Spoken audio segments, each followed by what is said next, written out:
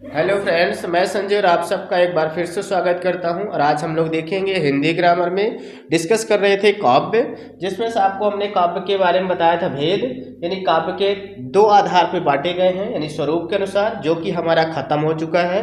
दृश्य काव्य और श्रव्य काव्य हमारे पूरी तरह से हम लोगों ने पढ़ लिया है।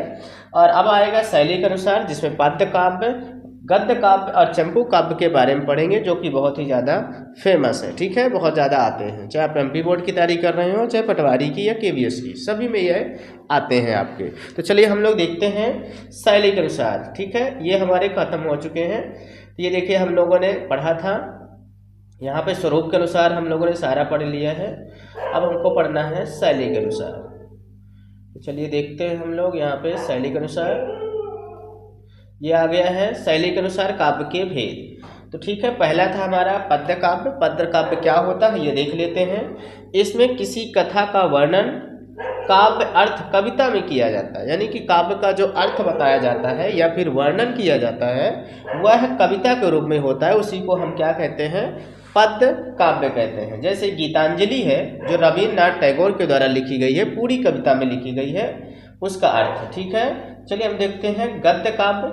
गद्य काव्य यानी कहानी वाला। इसमें किसी कथा का वर्णन गद्य यानी कहानी स्वरूप में किया जाता है। इसमें कवि को छंद शास्त्र के नियमों में स्वच्छंदता प्राप्त होती है, यानी कि आपको छंद के बारे में अच्छा नॉलेज होना चाहिए, तभी आप इसको लिख सकते हैं गद्य काव्य को।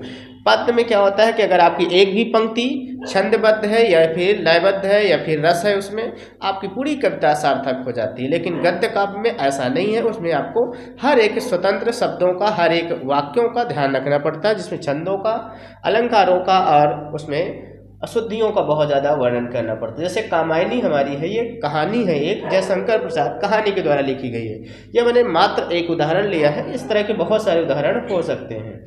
चंपू काव्य में देखते हैं। चंपू काव्य तीसरा है, जो कि आपकी बहुत इसमें फेमस है, यही सब कुछ चलता है। चंपू काव्य जो है गद्य और पद्य के मध्य की विधा है, यानी कि आपकी जो गद्य और पद्य आपने देखा, कविता वाला कहानी वाला, उसके बीच की कविता विधा है। विधा मतलब एक तरीका होता है। इसमें गद्य के माध्यम में किसी भाव पूर्ण विषय की काव्यात्मक अभिव्यक्ति होती है। काव्यात्मक अभिव्यक्ति यानी कि आप देखते हो कभी कभी बीच बीच में कहानी दिया रहता है, फिर उसके बाद 4 लाइन की पंक्तियां दी गई है, फिर उसका अर्थ दिया गया है। वो चीज़ें इस तरह में आपको कहलाती, चंपू काव्य कहलाती है। ठीक है, आज करके आप देखते हैं, निबंध भी देखते हैं, तो उसमें शुरू में दो लाइन का दोहा दिया रहता है, उसके बाद आपसे वर्णन दिया रहता है, लास्ट में 2 लाइन का एक दोहा दे दिया जाता है। ठीक है, बिल्कुल। तो ये होता है आपका चंपू काव्य। चंपू काव्य आता है 1 नंबर में। जैसे यशोधरा मैथिली शरण गुप्त द्वारा लिखी गई है। साधना है, श्री रामकृष्ण है दास के द्वारा लिखी गई है। छायापथ है, श्री रामकृष्ण दास के द्वारा लिखी गई है। पगला भी लिखा गया है श्री रामकृष्ण दास के द्वारा। संलाप लिखा गया है आपका श्री रामकृष्ण दास के द्वारा।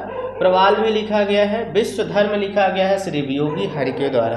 ये कुछ प्रसिद्ध हमारे चंपू काव्य है, जो कि पेपर में सीधे सीधे पूछे जाते हैं और उनके रचनाकार भी पूछे जाते हैं, तो आपको ये सीधे सीधे याद कर लेने हैं। अगला है जैसे भावना लिखा गया है श्री हरिदास जी ही वियोगी हरि लिखे हैं। और साहित्य देवता कौन लिखा, महाखान लाल चतुर्वेदी लिखे हैं।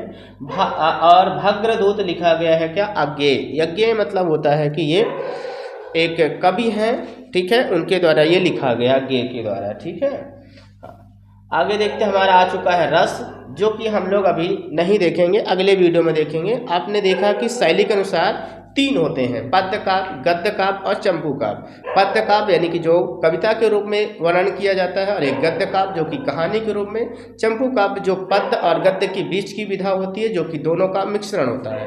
ठीक है, और इनके कुछ हम लोगों ने देखा रचना और रचनाकारों के बारे में। हम लोग नेक्स्ट वीडियो से पढ़ेंगे रस, उसके बाद अलंकार, उसके बाद छंद देखेंगे हम लोग। ठीक है, तो आई होप कि आपको वीडियो पसंद आई होगी। पसंद आई तो आप शेयर कीजिए और लाइक कीजिए। नए हैं तो चैनल को सब्सक्राइब कर सकते हैं। हम लोग मिलते हैं नेक्स्ट वीडियो में, तब तक सभी को जय हिंद।